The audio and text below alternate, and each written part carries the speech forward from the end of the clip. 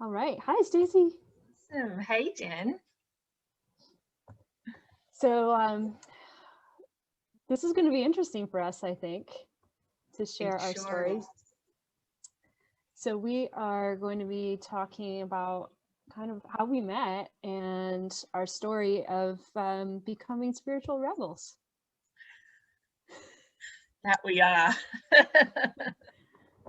Did you want to start by sharing, maybe a little bit of, the beginning of our story, how we met?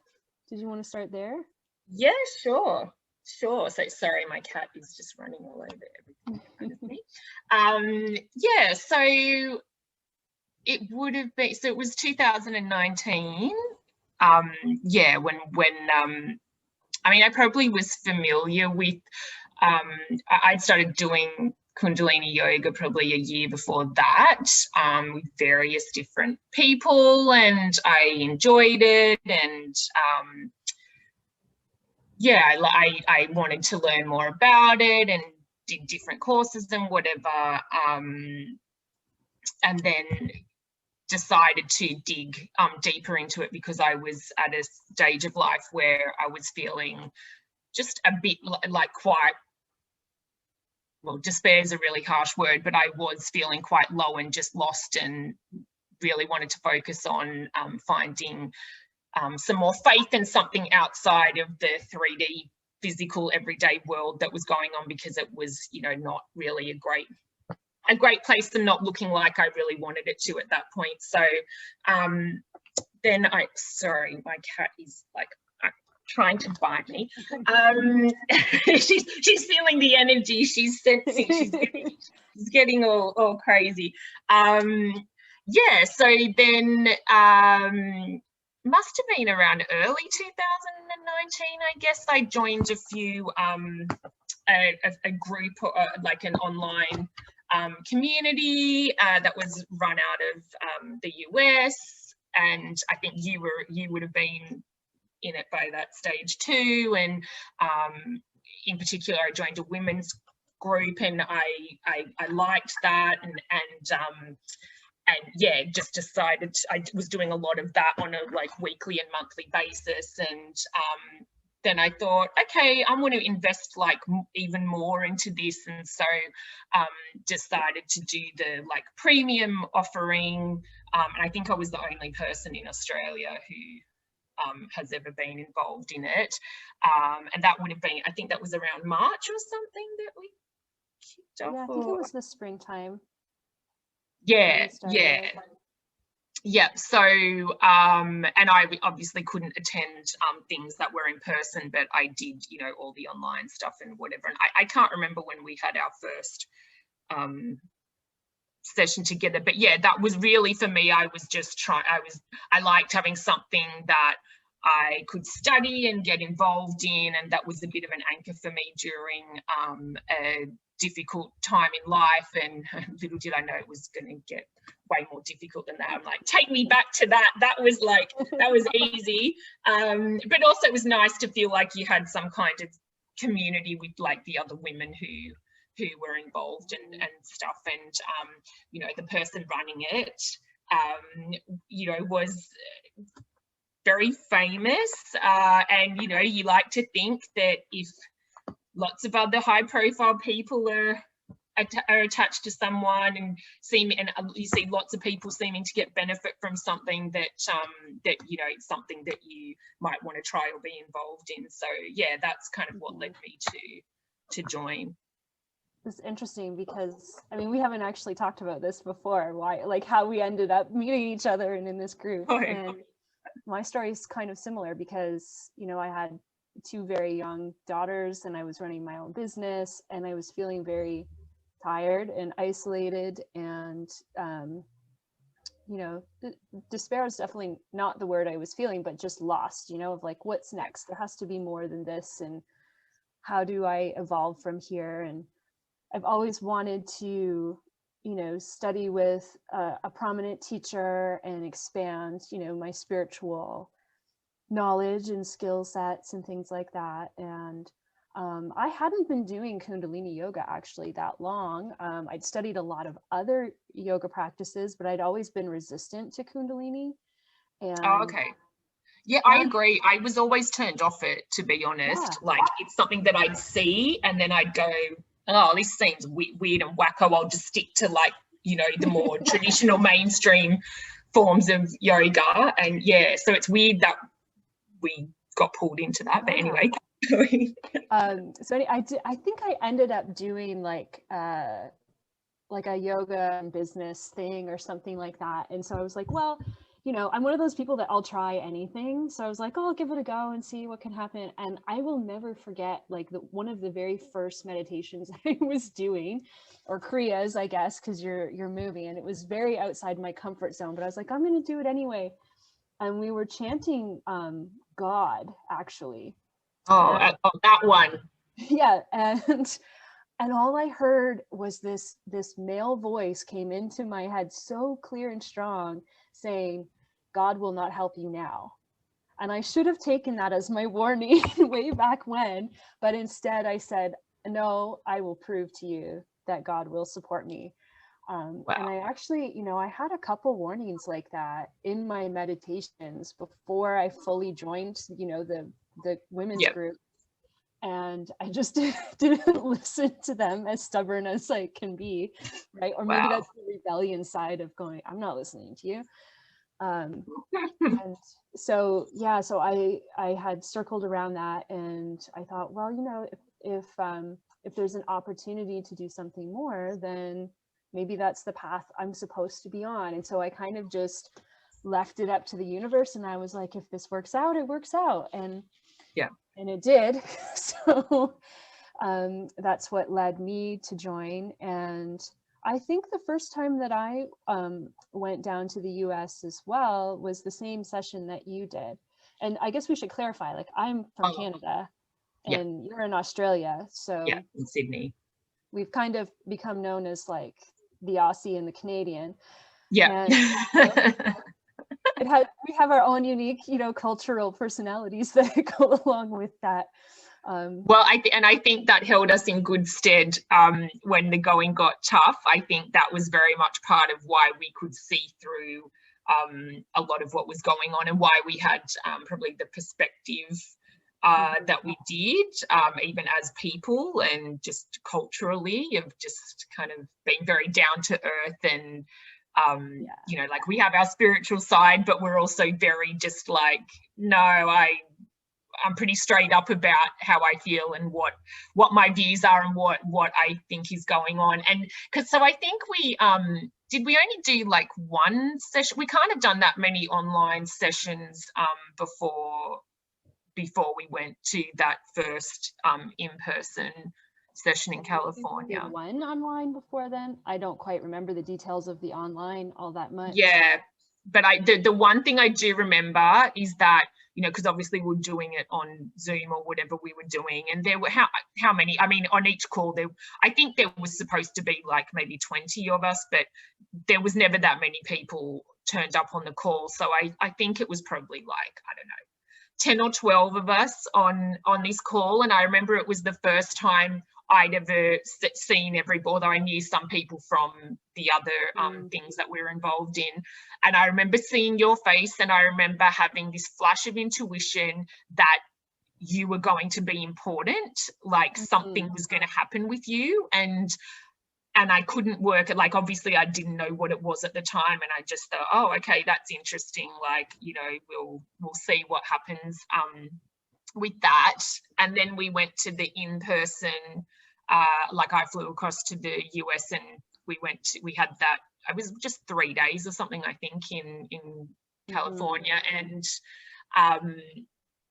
yeah, that was an eye-opener. But you and I were randomly roommates for that time. And then I remember thinking, oh, okay, maybe that's why I got that flash of intuition that, you know, we were just going to be roommates, and then we'll somehow like get to know each other.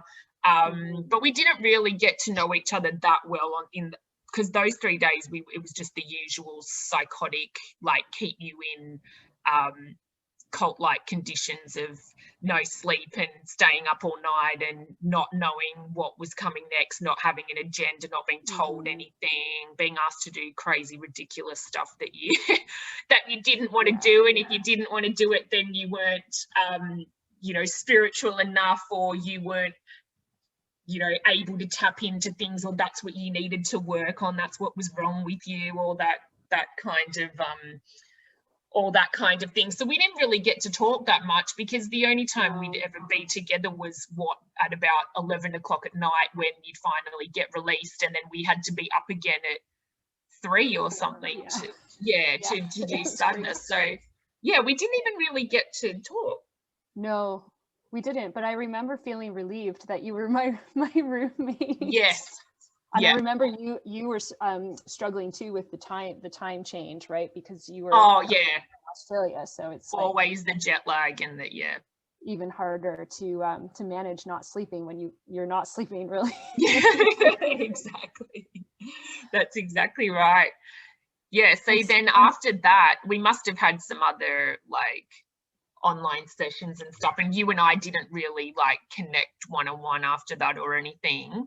And I don't know, maybe did we know each other were going to Scotland then, or I can't remember. I don't think so. I think we found out after the fact. That's right. We were the only ones from that group that went to Scotland. Yes. Yes. So you always get, you know, that you're always figuring out like, who do I know at the next event? Totally. And I didn't know anyone. I didn't know anyone except you. That's what I mean, aside from the posse, I didn't know anyone except you, because there was another, what do we call them? Like we each had a buddy, like my buddy in the larger group. She was supposed to go, but then ended up too sick and made a decision not to go. So yeah, then I was like, oh, wow, Jen's the only person I know. Like, I wonder who else is going to be there. And yeah, so really I was turning up not having a clue about anyone else, and like how many people were going and stuff. So yeah, and I ended up going to Spain right beforehand. So that's right. You're a glutton for punishment. You did the full on. I had a week in Spain. That I'll share that in another story, but I had to unravel from that too. So there's part of me that always wonders like if that kind of pushed me even further into the experiences that I had in Scotland. But I had stayed in Spain until the day before. So maybe that's a good place for us to start, because our story actually started before it was supposed to start in Scotland. It did. But what made you want to go to Scotland? I didn't know. It's funny because we had the choice of going to Scotland or going to another place, and I really wanted to go to the other place, but I felt this strong draw to Scotland. I just kept hearing, you have to go to Scotland, and I was like, well, it's Scotland, like it's just Scotland. Like, I could go there anytime. You know, like why do I need to go there? And then it was, you know, the fairies and the elementals and that history of Scotland that started to really intrigue me. And I had read the story of Findhorn, The Magic of Findhorn, which was written in the 70s, and I was like, okay, I know I need to go to Findhorn. That was the one place I wanted to go. So I think I just bit the bullet. And also with some of the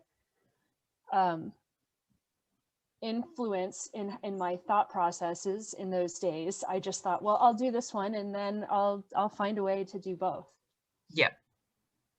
Thankfully that never happened, but it was enough. What drew you to Scotland? Like, why were you drawn there? Well, funnily enough,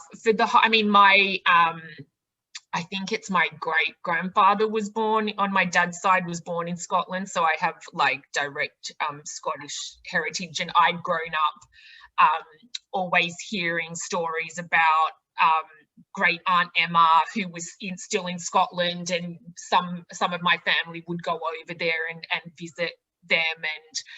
you know, God, that was back when I was really little. Aunt Emma would have been like, I'm sure in her 80s or something. So, you know, it was a long time ago, but I'd never been, I've been to the UK, but I'd never been to Scotland. And the year before that, in 2018, for some reason, I developed this obsession, like this thing just kept telling me, you've got to go to Scotland, you've got to go to Scotland. And I kept mentioning it to people in my family on my dad's side. And I just was like, I don't know how I'm going to get there, or, you know, like how that would work. But, you know, that's why I'm just determined that that's what I'm going to go. I'm going to go there. And then randomly, when we join that group, then she announces the Scotland Yatra, and to me it was just like, well, this is fate, like I have to go, because the universe knew that I've been saying over and over again, I want to go to Scotland, I want to go to Scotland, and here's my chance to go. And so to me there was no question, it was like, whatever it's going to cost me, like I've got to go, which was, you know, not cheap, on top of already doing the $20,000 a year VIP group with her, let alone then the investment to go, because the Yatra was, you know, a whole other expense on top of that, and paying for all of that, none of it was included. So it was like significant sums of money to drop, but my intuition just told me, like, that's it, you've got to go, like you have to go. So yeah, it's funny because I felt very much like 2019 was a lesson in releasing attachment to money and finances. Oh, wasn't it? Because we were giving it out hand over fist, Jen. We were like, take my money, take my money. Yeah, and I think part of me in the back of my head was like, well, I'll just work extra hard in 2020, and then 2020 hit, and well, we know how that story went. We don't need to tell the world about that part. Yeah, exactly. But you know, there's times where I've sat back in 2020 with all the challenges that have come along with that, at least financially, and I've gone, well, it prepared me emotionally anyway, for totally. this, of not feeling that same level of anxiety and worry, because I already lost a whole chunk of it in 2019. Yeah, absolutely. Absolutely. So we both landed in Edinburgh, and we landed the day prior to, actually, we were supposed to meet up with the group and get on the bus and do all that. So, I mean, I'm curious. I know, I mean, we were going to share what happened to us that day before, but I'm curious, when you landed and you kind of started wandering around, what happened? What did you feel? What did you notice? What was going on? Like, I had no idea what I was doing, because obviously it had taken me like 30 something hours to get there, and then I landed really early that morning. So then I knew I had to force myself to stay up like the whole day, otherwise the jet lag would have been even worse. And I remember going to the hotel, but my room wasn't ready because I got there too early. And then I was like, you know, God, I smell, I'm disgusting. I've been traveling for like nearly 2 days. Now I don't have a room. I had to get changed in like the disabled toilet in the hotel. And then I went, okay, I've just got to go out and try and amuse myself. And so I went and had breakfast because it was really early. And then I walked around the gardens kind of at the bottom of the castle. And then I went, okay, well, there's the castle, so I may as well just like go up there. Like, I really was just wandering aimlessly, to tell you the truth. Like, I was really just killing time. The hotel was supposed to call me when my room was ready and I could check in, and really all I was doing was trying to kill time to be able to go to my hotel room, because I felt so awful and tired and whatever. So yeah, then I just trekked up to the castle, and then there was like a line of people, you know, having to wait and to get a ticket and to get in. And even when I went in there, I was just wandering aimlessly. Like, I had no idea, you know, I didn't have a map, and I was interested, but I was, you know, I was like, okay, it's Edinburgh Castle, of course you have to like look at this, and I took pictures and whatever, but I was just wandering like anywhere, no rhyme or reason. Yeah. Yeah, and then it was probably the same. Wandering. Yeah, same for me. I was wandering, and it's funny because I wandered through the gardens two that are beneath Edinburgh Castle, and I remember seeing some like Hindu deities there that we would talk about in our classes, and I was like, oh, this must be divine fate, you know, that I'm seeing them. And you know how your mind just kind of creates that like predictive prophecy. And anyway, I was walking towards the castle. I wasn't planning to go to the castle, but just wandering up the street, and there was someone playing bagpipe on the side of the street, and I just started crying. And I was like, why am I crying? Like, it really caught me off guard. I don't like to cry, especially in public. So I was like, why am I crying? And there was something in this song that just went so deep in, like deep. Oh, was he playing the bagpipes on the corner of the street? Yes, outside the garden. Yes, there. That him. Like jogged my memory. Yes. Yeah. And so then I ended up. I think I've got a video of that. Actually, I've got that on video. I'll send it to you. Okay, good. Yeah, I should listen to it. See what it brings up now. Actually, I've been doing work with bagpipes now. Funny enough. Oh wow. But that's another story. So yeah, I wandered towards the castle too, and I almost wasn't going to buy a ticket to go in, but then I was like, oh, I got time, whatever. I'm here. I'll go in. And I mean, my daughters were really young too, so it was really hard to leave them for this trip. So I wanted to like take a video of them inside like a princess castle to send home. So I was doing that, and there was an interesting energy in the castle. Like I did the same. Like there wasn't like a path I was following. I was somewhat irritated that there was a lot of people there. It was, yeah. And I think I even have a picture of it. I'll see if I can find it. But I ended up going into the courtyard before we went into the main hall. And I don't know if you went into the courtyard at all. Yeah. I'm just going to see if I can find a picture of it here, if it'll let me open it up. But I sat in that courtyard right in the center. There was like a medallion or something in the actual like brickwork that was underneath my feet. And I was told I had to go to the very center of it and stand there. So I remember doing that. There it is. Let's see if it will. Bear with us for our technical difficulties. Yeah, and for people who don't understand, like when we say I was told to do this, it's like just an intuitive feeling. Like for me, it's always just a voice in my head, or like just an intuitive knowing of like, go to this, being guided to do something. And like, I always just identify it as my intuition, and then I lots of times in life I don't follow it to my detriment, but Scotland was a place that I absolutely learnt very quickly that I needed to start following it. So I agreed. So this is inside the castle, and this is this courtyard here. So I'm actually standing right in the center. And I remember the wind really picked up when we were in the center, and the wind really became, I think, a marker for us as we were on the trip. It was an indication of something going on. And it was almost like reality started to blur a little bit when I was in this courtyard. So I was like, something interesting is going on here, but I wasn't quite sure what it was.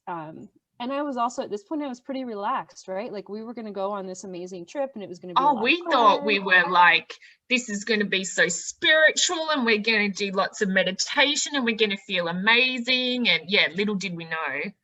Yeah. So in one of the other rooms in the castle, this was like in one of the apartment areas. This was on the roof of the castle. And I stood in this room for like half an hour staring at these men. And later on in the night, I ended up going to another meditation with the group that was public. It was just a public open meditation. Oh, that's right. That's right. Yeah. I think you skipped it. Yeah. And in that meditation, I ended up back in the room with these men, and I was standing in the center of the room, and each one of these men came alive. So I actually saw them in human form as they would have existed in that time era. Wow. And they were all like, there was 4 of them, and I was in the center, and they were all attacking me with this like energy beam of some sort. Wow. And I mean, at this point, I just thought that was a meditation. Like, I have we had no idea. Anyone who knows me or has ever known me, I have very vivid dreams. I have a very active imagination. I was always told as a child I have an active imagination. So I was like, well, it's just my meditative imagination going off because I was in this room. But anyway, in that meditation, I ended up battling these men from Edinburgh Castle. I don't know who they are. I haven't researched them. I probably should. And I did end up winning that battle in the meditation, so to speak. But I've always been drawn back to that. And then I ended up wandering into this room, which I want to say was the Great Hall, but I could be wrong.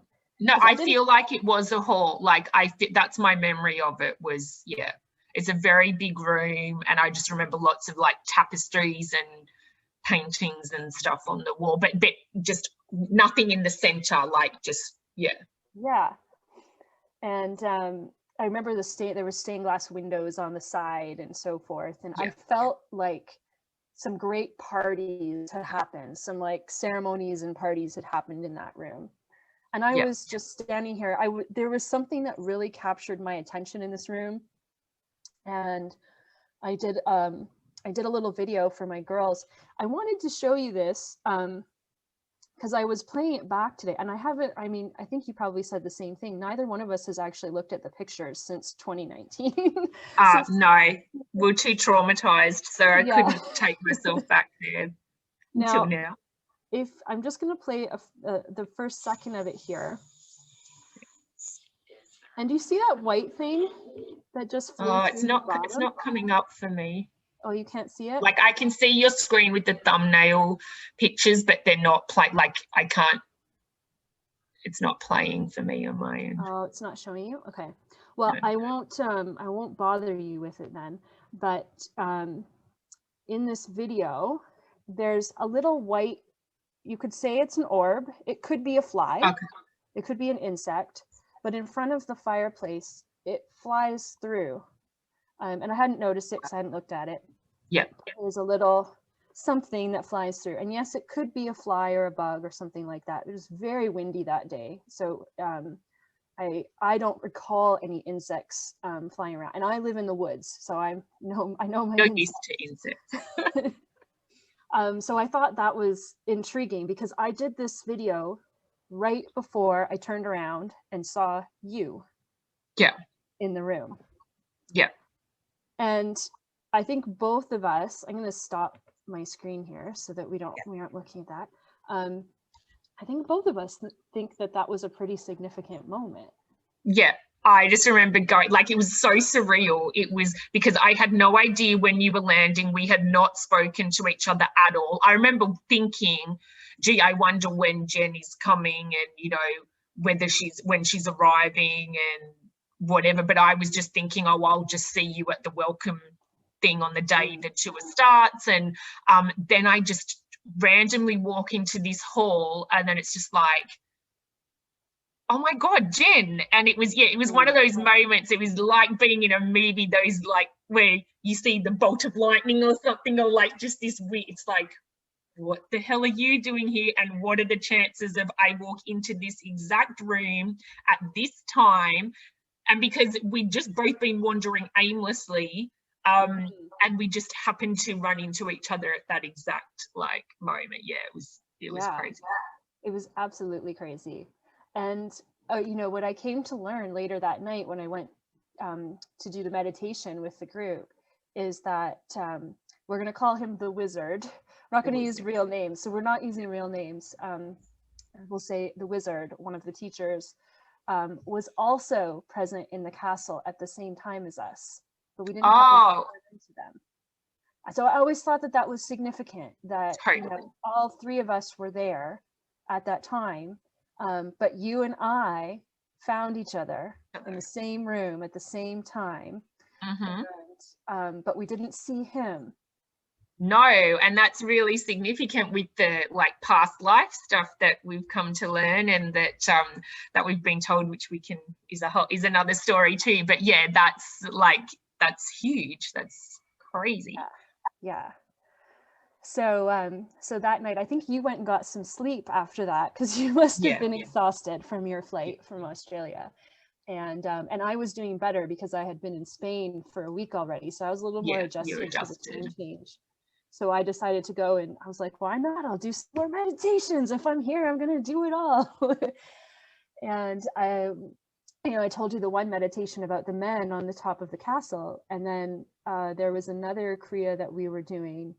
And I've always had this vision of, you could say like a star family that is out there, somewhere out there in the universe or another dimension or whatever. And I've had a few meditations where I've interacted with that family.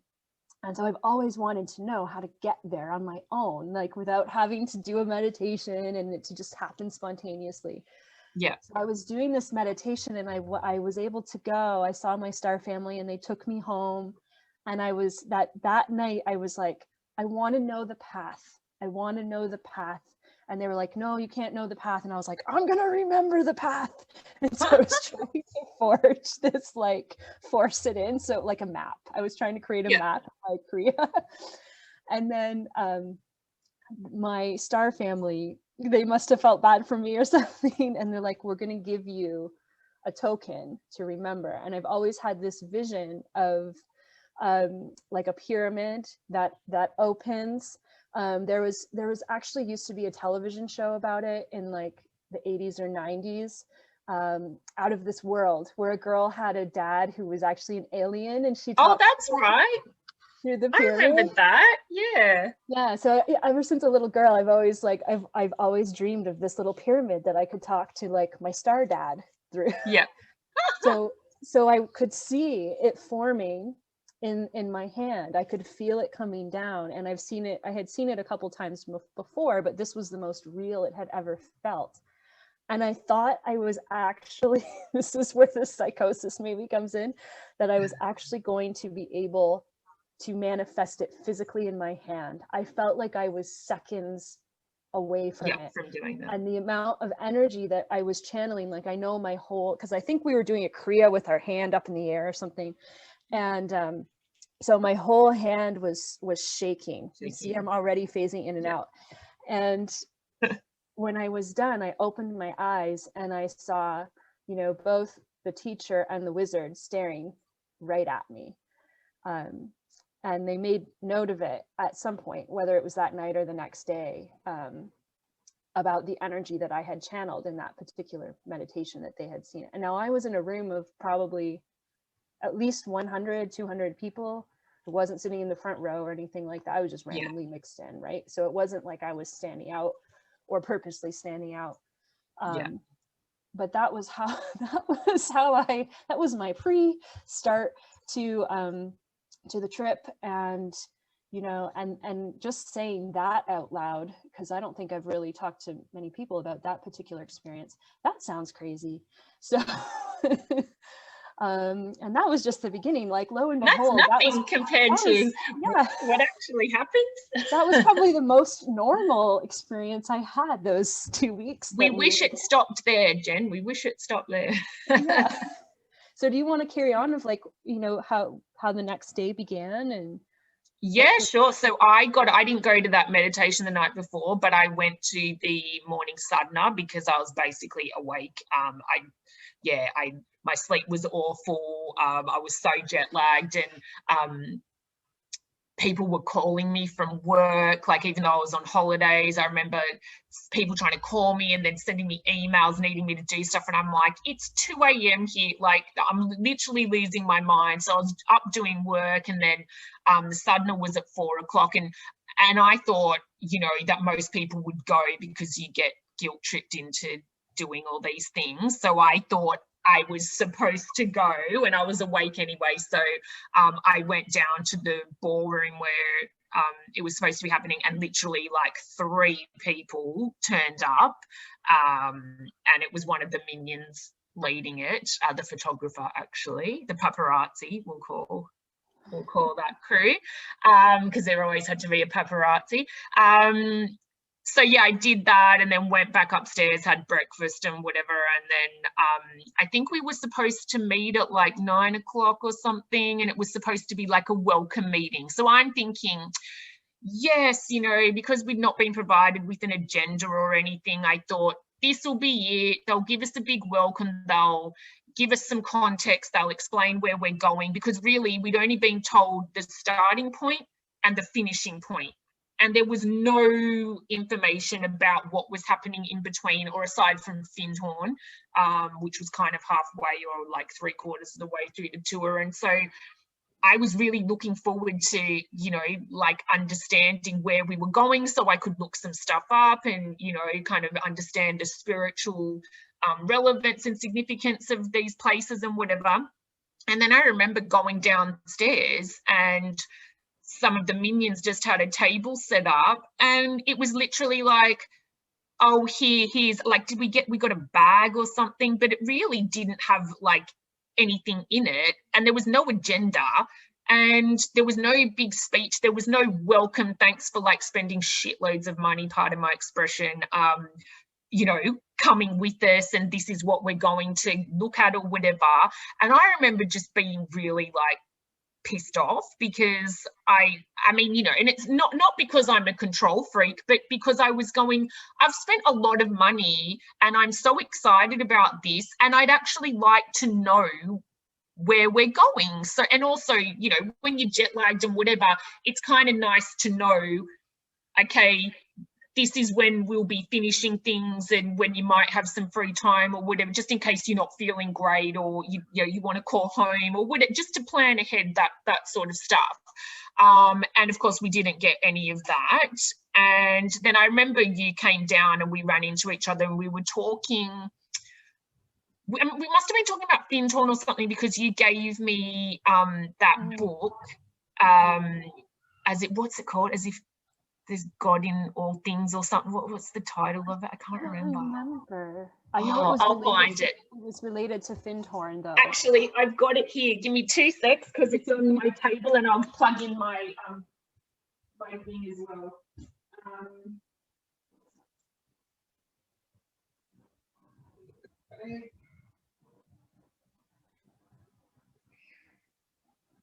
I have to plug in my laptop in a minute, because I think it's going to die. Remember this book? Yes. Yeah, and so you gave me that, and to this day I've still not read it all, but I think it's because I was so traumatized, and anything related to Scotland I was like, I don't want to look at that. But yeah, so we were talking about that, and then you know, the bus was supposed to leave at like, I don't know, 9:30 or 10 o'clock or whatever, and then of course the teacher / owner, because I feel like that's what she was, the controller, just kept waiting, which, you know, is a hallmark of the whole experience. But I remember just going, when are we going to get on this bus? And we were literally just made to wait for, it must have been well over an hour past the like assigned leaving time. And then did you and I sit next to each other on the bus, or in front of each other or something? I can't remember. I can't remember. I don't think we sat together, but we must have been close to one another. Yeah. Maybe I sat by myself. I think maybe we did, because we didn't know anybody else. No, that's right. So I feel like we must have like gravitated towards each other. But I remember just sitting on the bus and then looking out the window, and then we have to do the whole paparazzi thing, and just thinking, are we ever going to fucking like get going? Pardon my language. Yeah, because it was just so frustrating and so typical of the whole. But I have to say, like, you commentating on all those like, you know, really grounded elements is what helped me so much, like, get through, because I was like floating off in a whole other dimension. Yeah, so helpful to hear you like cursing about the time. To hear the Aussie just go, what the F is going on here? This is BS, like, blah, blah. And just well, like, and don't forget, right? Like I had just spent a week, basically totally full on in it. So I was, my mind was just like, this is how it is. And we do, we're supposed to do this. And mind you, at that point, I was done with getting up at 3 a.m. to meditate. Oh, totally. It's too much. It's so full on. I didn't do it in Spain either. I would just lay in bed and open the window. That's my son. See the rebellion. But we were definitely outnumbered. Like I definitely feel like even from the get-go, the owner had her large posse there, like always, and then everybody else, bar probably 3 people who were new to the whole crew and the whole experience. I just felt like I was surrounded by these adoring fans who would just like, I mean, it sounds quite condescending, but they were like sycophants, and like that's what surrounds the owner on a daily basis. People just kowtowing, and you would think the president was there or something, the way these people idolize her, whereas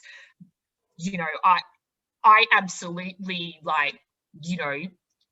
thought she was a good teacher and was hopeful to learn more, but it never sits well with me, that whole adoring element. And the more I saw of that, even from the US experience and then coming into Scotland, the more repelled I was from the whole thing. So then even on that bus ride before we'd even left, I was like, oh God, I don't know how I'm going to go like 12 days of this, if this is what, and she still didn't even get on the bus and say, hi everyone, like, so happy to have you here. It was like we were joining their tour, and they were, from the good grace of their hearts, were allowing the peasants to get on the bus and trail them. We were just an afterthought, like, despite the fact that people had paid shitloads of money to go on this thing. It was literally like her and the family and the posse up the front of the bus,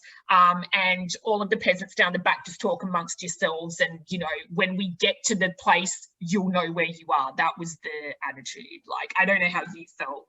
Because you'd experienced more of the things before Yeah, I mean, when I was in Spain, we were questioning how things were done, because I had another roommate there from our group, so we had some interesting discussions questioning things. And I mean, I'm someone who often sees both sides, and because I do work as an intuitive, I understand how some of those energies play out, but it didn't bother me as much, I guess, at that point in the trip. I mean, I was just happy to not have to do the planning, because as someone who plans events all the time, I was like, thank God I don't you have didn't to care. call the group. So for me, it wasn't that big of a deal, but I definitely see how it would have been very irritating. So let's talk about where we ended up first. So where did we go first? We went to Rosslyn Chapel. And boy, if I had have known the significance of that, like leading up to it, I mean, I didn't even really know before the tour guide, poor Steve, the tour guide, we can say his name, that guy deserves a sainthood. And I think we gave him alcohol at the end of the tour, and we should have given it to him at the start, because how the hell he survived that lunacy, I don't know. I mean, he of course gave us a rundown of like, this is what went on there, but I don't even really remember like listening. And I think the funny thing is, there's the historic version that you get fed on these tours, and then when you start digging deeper into this stuff yourself, you realize it's a whole other ball game as to why Rosslyn Chapel is significant. Did you know anything about Rosslyn Chapel before you went on the trip? No. I knew nothing. I hadn't even heard about it. Absolutely nothing. I didn't know it was, you know, in the books and all that. I didn't know anything. Like it wasn't. No, and until like I'd seen until Steve pointed out that it was where that final scene of the Da Vinci Code was filmed and stuff, I didn't even like put two and two together. I barely remembered that scene. I mean, once I saw the bridge thing, I was like, oh, okay, it jogged my memory, but I would never have said, oh, this is where, you know, that movie was filmed or whatever. So yeah, no, I was just blindly following. You know, the one thing I do remember before we get to the actual Rosslyn Chapel is as we were driving up, he was telling us about the Freemasons in Scotland. And I remember, I mean, I had a little bit of understanding of their history. And I remember him mentioning that there is like a science lab or something. It's either across or near the chapel. Where they actually study cloning, and he was saying that was where some of the first cloning was done. Because I remember the sheep thinking, the sheep, the sheep, yeah. Because I remember thinking as we were driving up, I was like, oh, well, that's interesting. And I remembered that like really sinking in. Not knowing anything about the chapel, but I was like, well, that's wow, good on you for remembering that, Jen, because I didn't even, which is good. This is why it's good that we're talking, because you'll remember things that I don't remember, like, you know, blocked well, out. and I think we should also clarify too, like neither one of us actually journaled on the trip. I mean, I know my higher self or my guides directed me to not journal. Oh, I was too traumatized. I couldn't write anything. I was like not in a state to write anything.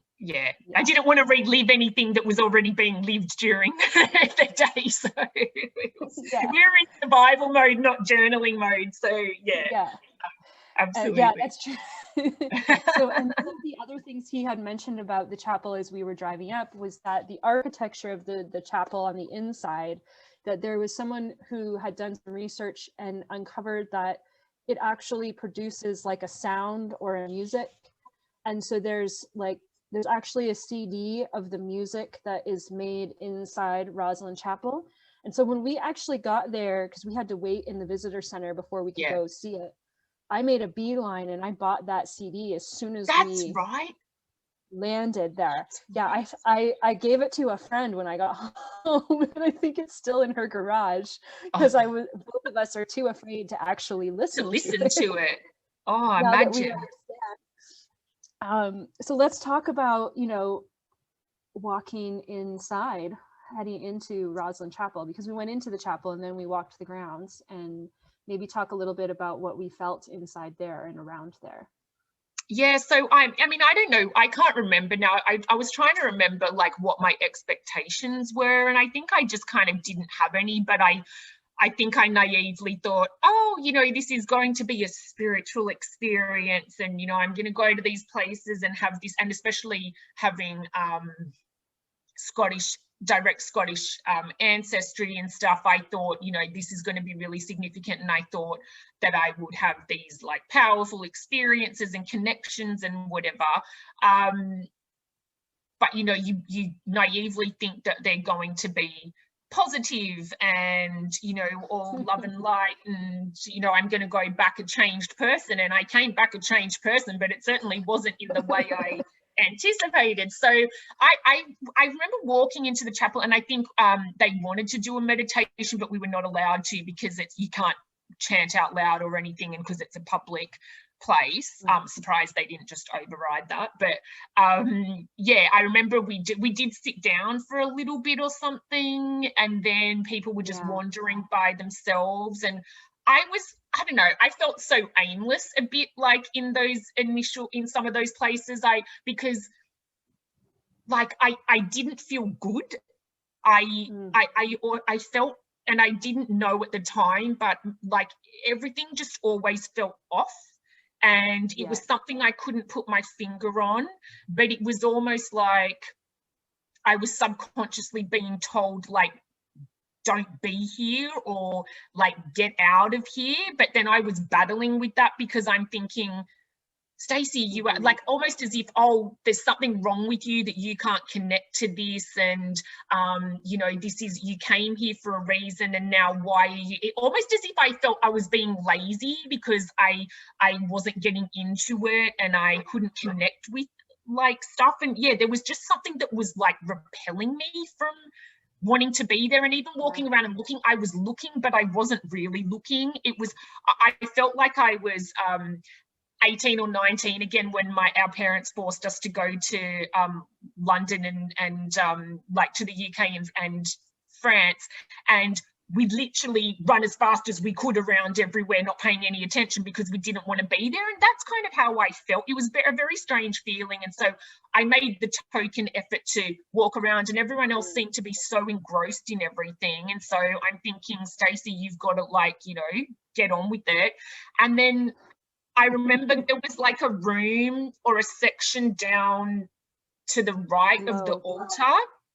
And I thought, okay, I'm going to go down there. And it was very dank and dark. And I just remember, like, it just felt very creepy and awful. I mean, as all these, they're very ancient places. So of course you've got to expect to have that feeling somewhat. But the wizard was down there, and I remember like crossing him and just thinking like, oh, there was just something weird, like this weird energy. And then I thought, okay, whatever. And then I walked back upstairs and I was like, oh, you know, what do I do? Everyone else seems to be taking so long here. And so I just went and sat down at this like halfway point. And in the middle, I don't know, I could be imagining this, but there was like a mosaic thing in the center, like this center of the chapel that sort of divided the back and the front, and I sat like off to the side on a bench seat and just thought, okay, I'll wait here. But the energy there was so strong. And then I looked to my left and the wizard was like sitting, you know, like one seat over from me, and I just remembered thinking, I've got to get out of here. And I think I then was like looking for you because I was just going, I got to get out of here. I remember finding you there, actually. I remember that very well. I'm sitting down beside you, and then we're like, okay, we're gonna go. Because I remember the eyes. You know, when we were, the part that's by the altar where you go down, I remember before we were arriving, we were told by the tour guide that one of the, we could say, folklore or stories was that the original body of Mary Magdalene had possibly been buried underneath the church. And so I know when I arrived, like that first day of the trip, I was, you know, same thing, this is going to be really spiritual. I'm going to uncover all these mysteries and answers. So it felt like a big mystery to me. And I felt a little bit almost like I was on an energy hunt of like, I'm going to find a way to amplify my energy or something along that lines. And when I walked into the church, I remember thinking, I want to figure out where Mary is. I want to know where she is. And I remember sitting in the pew, because we sat down in the pews for a moment, and my feet on the ground. And I remember thinking, it feels hollow. It feels hollow underneath here. And then when we went down there as well, we must have been down there at the same time, because I also crossed paths with the wizard. And I pointed to a space down there and I said to him, do you think she's in here? And he said, oh, I don't know. And I said, I think she's in there. And then I walked back upstairs, and then I actually went and onto the actual altar. And I was really enamored because they had a lot of gargoyles inside that kind of like hung down. And I had this inner guidance to stand, I don't know why, probably it was bad guidance, but to stand on the altar. And I had to like, my feet were straddling something. I remember these two lines, and I felt really bad about standing on it, but I had to be underneath this gargoyle. And when I stood underneath it, I could see these lines of light coming down from all the different points in the church, like they were creating some sort of geometric matrix. And I felt one kind of go into my third eye. And then I think at that point must have been when you were sitting down on the side with the wizard, and I walked over to you, and I just remember seeing blood running up the walls of the church. And I paused for a moment going, well, this isn't what I was expecting. You know, it's supposed to be rainbows and kittens. It's not supposed to be blood and crypts. And I just kind of like was like, well, whatever, it's just an image. Like, I've had weird images before, so I brushed it off. But I did notice that there was something different about how the wizard was looking at us. And so we went outside, and so did he. And I remember we walked around the outside of the building. And I don't know if you remember, but I had drawn you into a couple corners. Yes, I wrote that down the other day. I said, Jen said, stand here, like, what do you feel about the energy? Like, do you know? And it was so intense there. It was so intense. And because the other folklore is that Jesus' severed head is under there as well. And I was I didn't know that. Yeah, so that, and I'm pretty sure Steve mentioned that. And so I remember just thinking, like, God, this is just like an overwhelming place. But then, like you think, oh, it's spiritual. But I remember just being there thinking, no, this is dark. It's dark. It's not like, this is not uplifting spiritual. This is like creepy, dark and stuff. That was the first time that I noticed that I felt, and maybe we were being paranoid, but I felt as if the wizard was kind of watching us, watching what we were doing, watching where we were drawn to, because I was really curious to figure out, like, what is going on here? What is this energy here? And I was drawn into those corners, and I was always drawn to like certain rocks in the church. And I remember in one of the corners, there was like a long metal tube that went up to a box, and on the box had, like, in metal work, it said like 2012. And I know they've done a lot of like repairs and renovations on that church, so it could just be something like that. But I have a picture of that actual 2012. Oh, okay. Because for whatever reason it just stood out for me.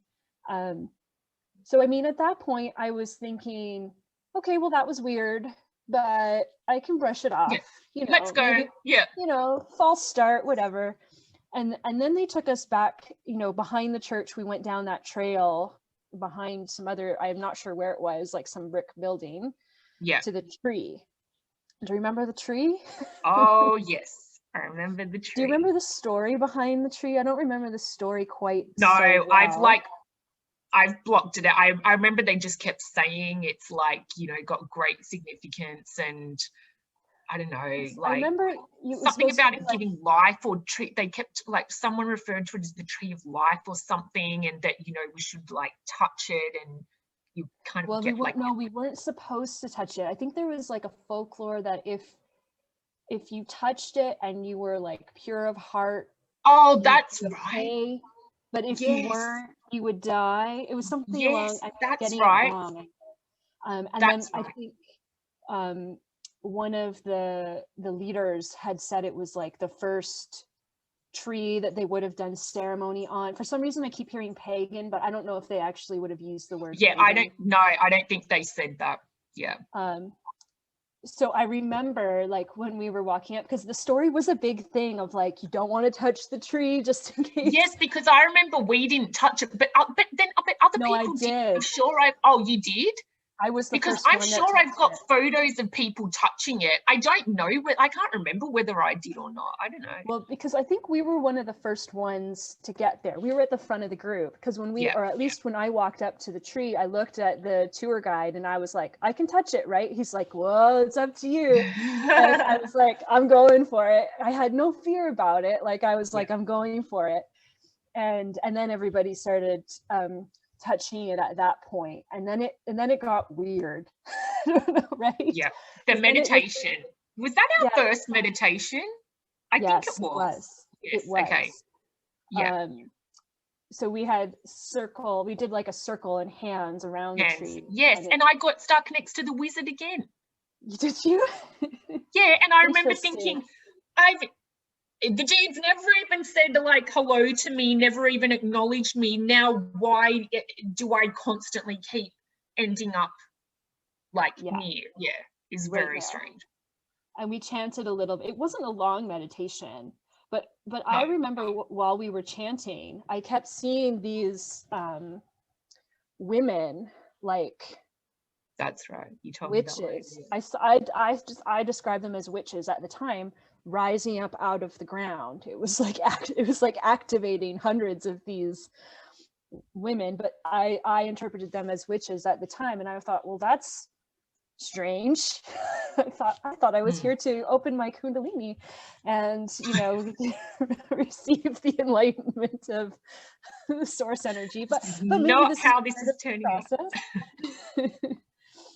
Maybe it's all part of the process. But the other thing I remember really strange, and I had felt this way in Spain too when I was there, is that then it almost became like, you know, for lack of better terms, an orgy on the tree of like people making love to the tree. Oh, yes. Remember that? Yeah, it was just like overdone spirituality, right? Of like there's an element theatrical. It was theatrical, and it was all for the paparazzi, and and because I remember, like, this is just an ongoing theme for me until you and I like clicked as to kind of there's some serious shit going on here in that meditation. So yet again, I could not drop into that meditation for love or money. And I was getting so annoyed with myself because I was like, you have come across the other side of the world. You have waited 6 months to come here or whatever. And now, like, nothing. I was just getting absolutely nothing. No matter what I did, it was like there was a block. There was a complete block. And so I was like just standing there, you know, going through the motions, but I was in no way in a meditative state. I was not. I was just going, oh my God, there's something wrong with me. This is so annoying. Like, normally I'm fine, but yeah, for some reason, which will become apparent later, I could not get into that at all. Interesting. It was super frustrating. Yeah. I mean, I think the best part of that little stop was our lunch when we got the chocolate covered marshmallow cookie thing. And I never got to eat mine. And then I had to go all the way back to Australia before I ever got to eat that. And remember just the food. I remember being starving. I remember it was like basically all vegan food, which, you know, I've got nothing against, like, or, you know, it was vegetarian at least. I've got nothing against that, but it's like, for the love of God, when you're like stuck on a bus and stuff for 12 hours a day, which sometimes we were, it's like, that's not going to cut it. Like, I was literally just dying, and it was really cold there. I remember just wanting to get on the bus and just being like, you know, God help us, just, I need food and I need to get on the bus. But that was a really intense place. I learned quickly after Spain to just always stop at the convenience store and keep a bag full of snacks and stuff, right? I think we both did that quite often. So from there we ended up going to, was it an ashram? We went to, it was a Buddhist temple. Yes, I actually looked it up. Let me see what it was called. I think it's one of the first Buddhist temples established in Scotland, actually. The Kagyu Samye Ling Buddhist Temple. Mm-hmm. But I didn't realise how much they took us off track to get there. So we were in Edinburgh, and that temple is actually 2 hours south. And then compared to where we had to drive to Oban after that, that's like an insane. I mean, we were on that bus for it must have been like 6 or 7 hours of traveling on the bus that day easily, if not a little bit more. Yeah, that was a bad day because I had bus sickness like there was no tomorrow. And I just remember going, I'm not even going to survive the first day's bus ride, let alone like the rest of it. So yeah, I don't remember too much about the temple, like, you know, it was just rainy and we were just like walking around and going to the shop. The only thing I remember was when we actually got to go in the temple, because you and I got to go in together, and there was some, I guess you could call them monks, I don't know what the proper term was, and they were doing like a meditation. I think some of them were doing like a sound practice, and so I had a really like small but cool experience in there where the wall was lined with all these gold Buddha statues. And for a moment, I actually was on the wall with the statues, like looking back at us. And so I had this moment where I actually got to like be a Buddha statue for like 10 seconds. Wow. So because we weren't in there long, like maybe 5 minutes or No. so. It was very rushed stop, right? We didn't really get to look around. So that's really all I remember from there, other than like shopping. Yeah. So then, I mean, then we drove the rest of the night and we went to our hotel, and that was, I mean, I think you went to your room because you weren't feeling well. I was so sick. I was so sick with jet lag, and I was just like, I need to get to my room like pronto. Yeah. And then that's where I made my first major mistake. We made a few in the oncoming days after that. I mean, you know, naive Canadian, we're known for it, right?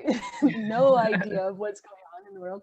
And so anyway, I'm like, I'm gonna have dinner, I'm starving. And they have like the restaurant all set up, and it's like a couple of large tables for like 10 people at each table. And I was like, well, you know, I've paid all this money, I've come all this way, I'm gonna, if I can sit with, you know, the teacher and the wizard, why not? This is my opportunity, right? So and even if I can't sit with them, maybe I can sit with somebody else that's, you know, that knows what's going on, and I can learn a little bit. So anyway, I sat down at the table, and put my foot in my mouth from the very beginning, not realizing that I thought I was talking to the wizard's assistant, but turns out that it was actually his wife. That's right. You didn't know. That's right. I didn't know that. So then I was trying to recover. Look, that's anyone's mistake. There's a significant age difference, so that's understandable. And I mean, I hadn't been in the group, right? I haven't been in that community. I'm relatively new to the community. I don't know any of the gossip. I don't know any of that. I go in blind, and that's just how I roll in life normally. So it kind of threw me off, and then I could feel that I had made a very big mistake to sit at the table.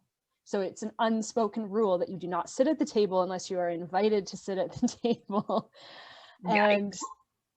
And in the moment that I figured this out with the age difference and the teachers, my mind suddenly clicked. Like it felt just like a full-on 360, something happened in my brain, and I realized something's not right here, like just in my core. And the conversation at the dinner table was very awkward. Very little was said to me other than, this is Jen, the person who sees blue people, which, you know, seemed to be the only way I ever got introduced. And I was, you know, it's just one thing that I saw a couple times. And what I noticed was when I was talking with the wizard, there was something going on with the eyes. And whenever I spoke with him, it always felt like there was something else coming out. Like, you know, when someone's speaking, but they're mumbling and you can't hear them. Yeah. And there was these other words that I couldn't quite catch, but I knew they weren't great.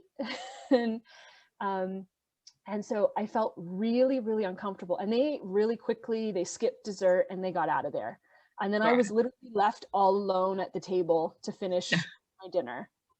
And I thought, well, geez, that was weird. That was very weird. And it took me from a place of like, I'm excited about what we're doing, this is going to be a great experience, like right down to like, what's wrong with me? Why didn't I see that? Why did I do that wrong? Well, and I was not in a good place going to bed that night. Yeah. So that was our first day, blood running up chapel walls, and freaky feelings. Yeah, we shouldn't have gone on this trip, but yet we were both drawn to do it. And I mean, I know for me in particular, before I even signed up for this group, I was really drawn to the wizard. There was something in me that was like, I need to meet with this wizard in person in this lifetime.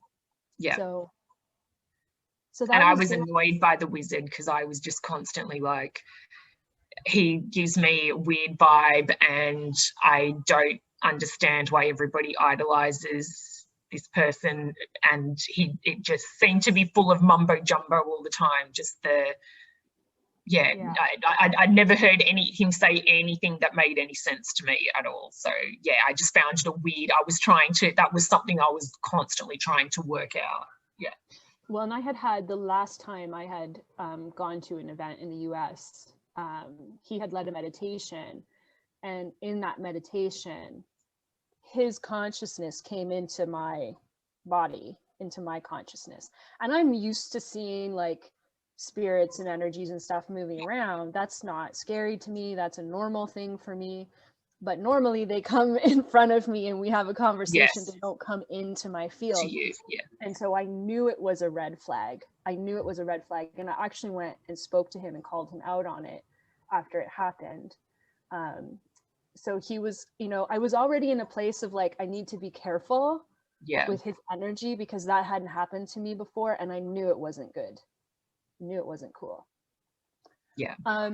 Do we want to talk about Iona, or do we want to save that for the next time we meet? Maybe we save it, maybe, because then we can recharge and because Iona was there's so much in that. Yeah, there's so much in that.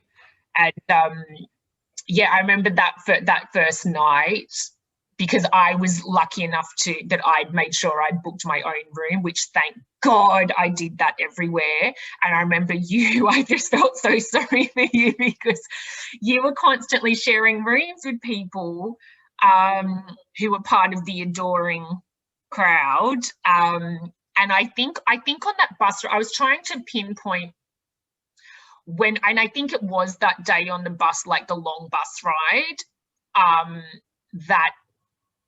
because even though we knew each other, I didn't know. I had made an assumption that because you'd been in Spain and because you were seeming to do a lot more things with the group, that you were quite embedded in it. And so I didn't know where you stood with anything, and so I wasn't quite sure what to say. And then I remember, I'm pretty sure it was on the long bus ride that I kind of started to feel you out about. I was like, I don't know, or it might have been that day, or it might have been like the next day. But anyway, no, I think it was that day, because it was definitely before we got to Iona. And I remember just kind of saying, do you like feel like there's something's not right here? I distinctly remember we had that conversation, and then you were like, yeah.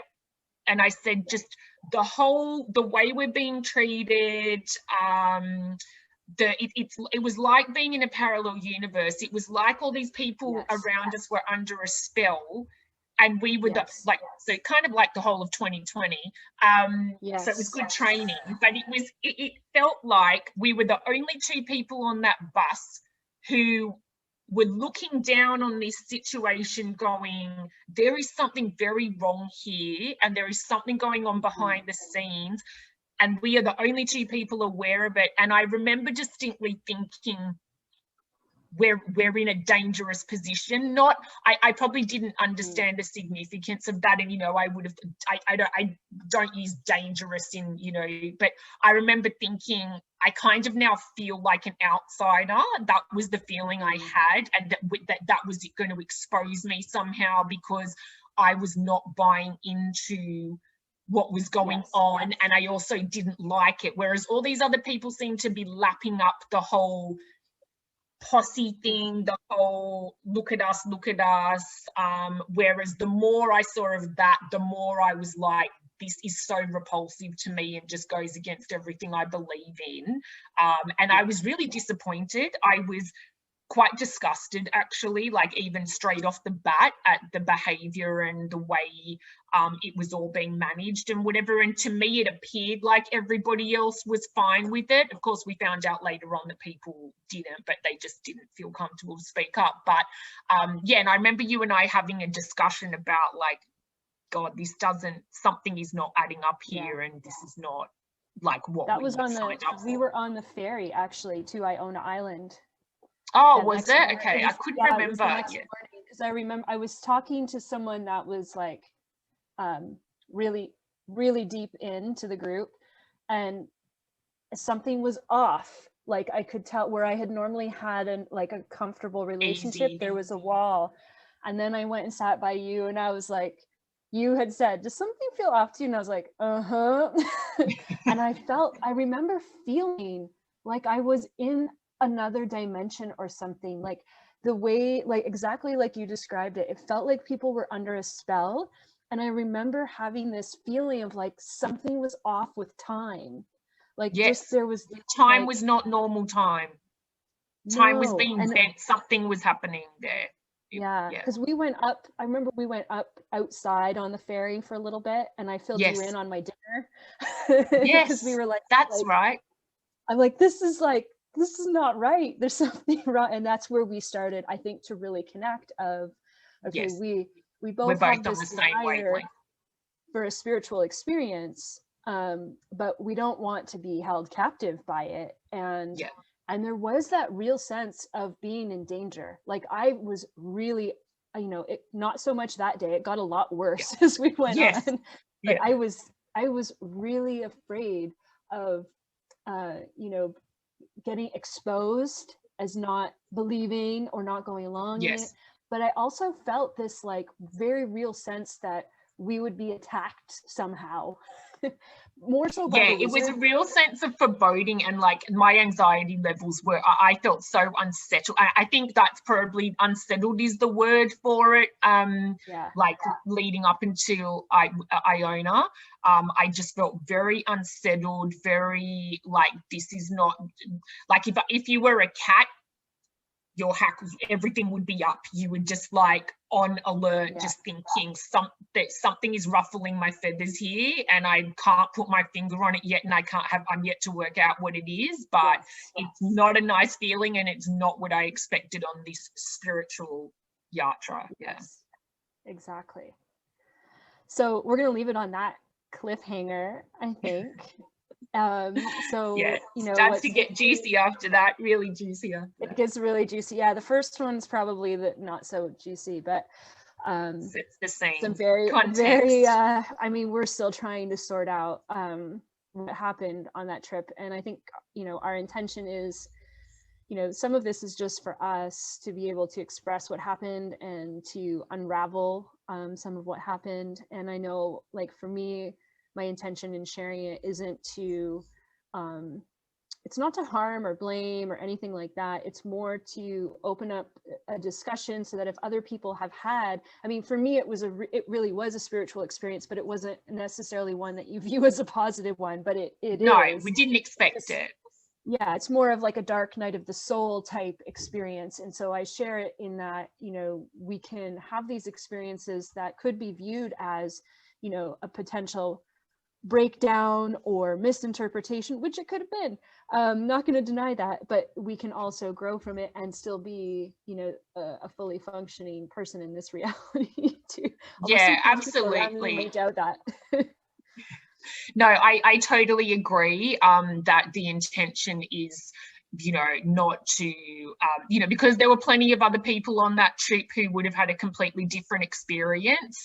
So my intention is that you and I, like for you and I personally, and there's other significance that we've found out since then, which we can go into in later videos, but for you and I, that was an experience that we shared, and that this is all our perspective.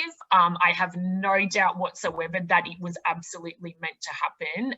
There are way too many coincidences, and just amazing things that happened. And even though it was scary as hell, as you said, those things create a massive awakening in you personally. And for me, I always thought leading up to that trip that, I'm a very intuitive person. I'm very psychic.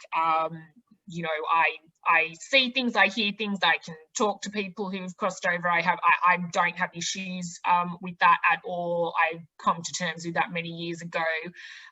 But this was like on a whole other level. And for me, I think the greatest catalyst of it was to make me trust my intuition above all else, because there's nothing like being tested in an environment where you are being told that somebody else is the be all and end all and has all the answers, and that you should blindly follow that person. And we watched so many people around us, and still people to this day, blindly follow the teacher and the wizard. And you know, so for us, that was a massively challenging thing, to find yourself on the other side of the world, feeling unsafe, thinking this is so not what I expected, and having to navigate that by following your intuition, which was actually going against what everybody else was doing and what was being shown to you. And I feel like that was such a precursor to last year and the events in the world. And so I think that's why it's significant. And I think also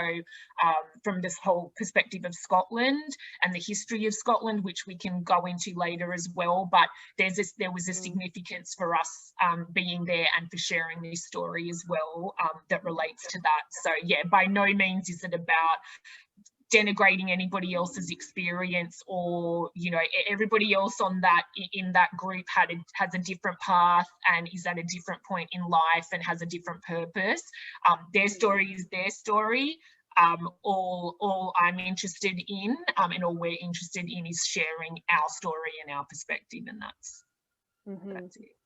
And there's so much more to come. I mean, we have been, that was, you know, this trip was in November of 2019, and we are still finding new connections and new information regarding the spirituality of it, the energetics of it, you know, what the connected events that to happened, the places, the ley lines, you know, the gates that were probably there, still there, and so many synchronicities for us, you know, in terms of what happened in those 2 weeks and what has happened to the world since then, boggles my mind still. Totally. And I don't know about you, but I mean, I have regular flashbacks. I am constantly going back to the places we were on a regular basis in my dreams and in my meditations and everything else. So yeah, I don't, but I've been looking back, because I think up until now I've just not wanted to, you know, like I've kind of blocked everything out. But now I'm at a point, so much has happened to me personally in the last year that I don't really feel like I hold any trauma from that experience anymore, whereas I absolutely did when we first came back. And like, I just couldn't even think about it, didn't even it took a long time to heal from that, whereas now I'm like, as you say, we're starting to unravel the significance and what happened, and I can view it in a detached you know, in a detached way. And I'm also, you know, now quite happy to delve in and try and take the learnings from it and try and unravel what it was that we were being shown and what happened. So yes, exciting things to come. So join us, our next one, we're going to dive into what happened in Iona Island, you know, maybe some druid initiations, and we'll probably go into a castle as well. We've had lots of castle experiences, but it is Scotland. Exactly. So stay tuned for that, and we'll see you soon. Thanks.